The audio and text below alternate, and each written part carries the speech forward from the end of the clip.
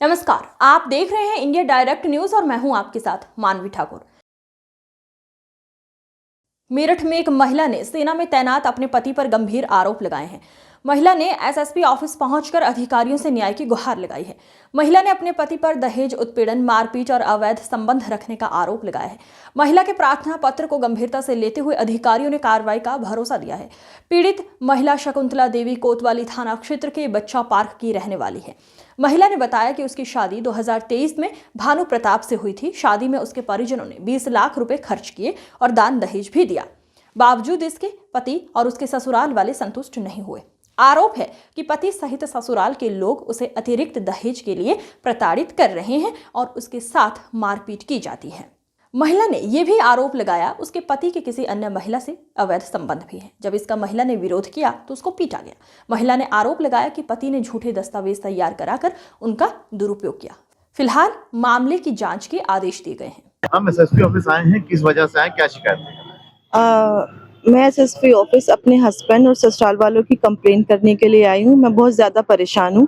मेरी शादी को 2 साल हो चुके हैं और इस 2 साल में मुझे इतना ज़्यादा मेंटल टॉर्चर किया गया है, फिजिकल टॉर्चर किया गया है कि मेरी कंडीशन ये है कि आज मुझे इंसाफ के लिए यहाँ पर आई हूँ। मैं मेरे ससुराल वाले और मेरे हस्बैंड मुझे दहेज के लिए परेशान करते हैं, मुझे मारते पीटते हैं और मतलब मारने पीटने का लेवल आप यहाँ पर देखिए कि जब मैं 7 मंथ प्रेग्नेंट थी उन्होंने मुझे इतना मतलब बुरी तरह मारा कि मेरे कान का पर्दा भी फट गया था, मतलब उसमें चोट आई थी।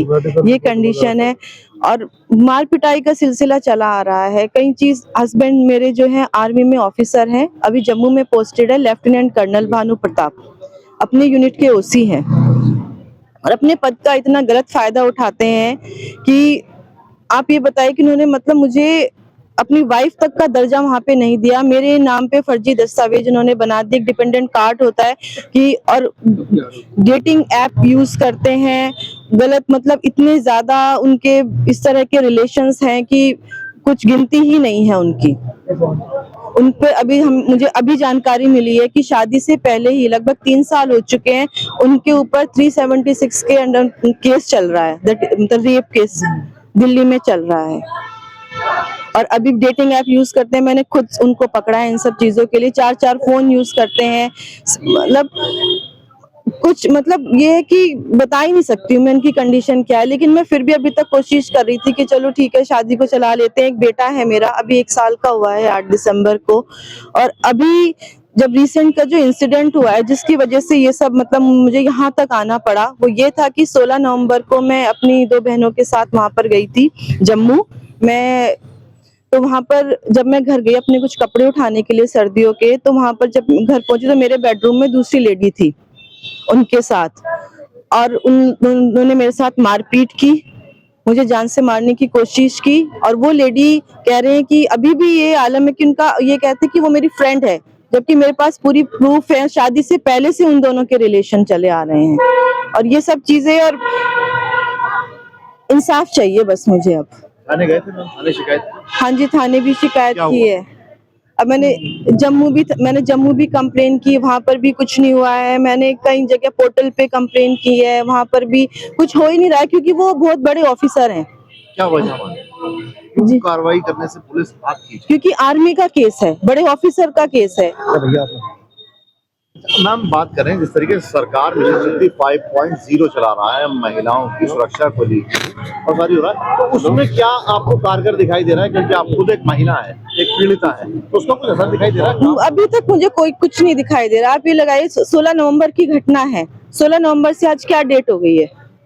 कुछ हो रहा है? कुछ नहीं हो रहा है। मैंने हर जगह शिकायत की है, कहते कि हम महिलाओं को इतने अधिकार हैं, ये अधिकार है। क्या अधिकार है, क्या है बताइए आप?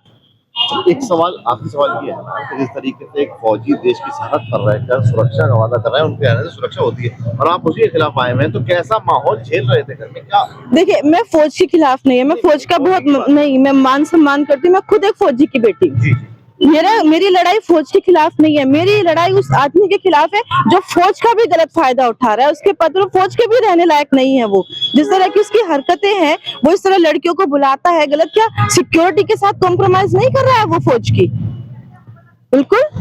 कल वो तो देश की सुरक्षा पर भी कुछ हो सकता है। क्यों, बिल्कुल हो सकता है, क्यों नहीं हो सकता। वो फर्जी दस्तावेज जब मेरा बना सकता है, किसी और का भी बना सकता है। तो किस तरीके के डॉक्यूमेंट्स आप बता रहे हैं फर्जी बनाए? एक डिपेंडेंट कार्ड होता है एक्चुअली। फौज में एक प्रोसीजर होता है कि जब आपका मैरिज का रजिस्ट्रेशन होता है वहां पर, जैसे एक तो आपका हो गया कि बाहर है ना, जैसे कोर्ट में होता है कि हम बाहर, लेकिन फौज में एक प्रोसीजर है पार्ट 2। उसके बाद आप उनकी मतलब जैसे अगर मैरिज का पार्ट 2 या फिर आपके बच्चे होने का पार्ट 2, उसके बाद आपको वहां पर पत्नी, अगर बच्चे का होता है तो बच्चे का दर्जा मिलता है। उन्होंने वो नहीं कराया, उसके बाद डिपेंडेंट कार्ड बनता है। उन्होंने डिपेंडेंट कार्ड बना दिया खुद अपने, क्योंकि मैंने बताया वो अपने यूनिट के ओसी हैं, तो ओसी होने का गलत फायदा उठाया, अपनी स्टैंप लगाई, अपना डिपेंडेंट कार्ड इश्यू कर दिया, जबकि मेरा पार्ट 2 नहीं कराया। मेरा पार्ट 2 फौज करा रही है, उन्होंने कराया है अब मेरी कंप्लेन के बाद। कितने दिनों से चक्कर काट रहे हैं? परेशान कितने दिन से? देखिए, मैं जब से 16 तारीख का इंसिडेंट हुआ उसके बाद से, क्योंकि उससे पहले मैं सही बताऊं तो मैं खुद परेशान थी, सब कुछ है, लेकिन एक घर चलाने की कि हाँ चलो ठीक है, जैसा भी है धीरे धीरे खिंच जाएगा, हर किसी की कोशिश रहती है। मेरी भी एक बेटा है, उस बेटे के भविष्य के लिए, लेकिन नहीं, अब नहीं। Thank you.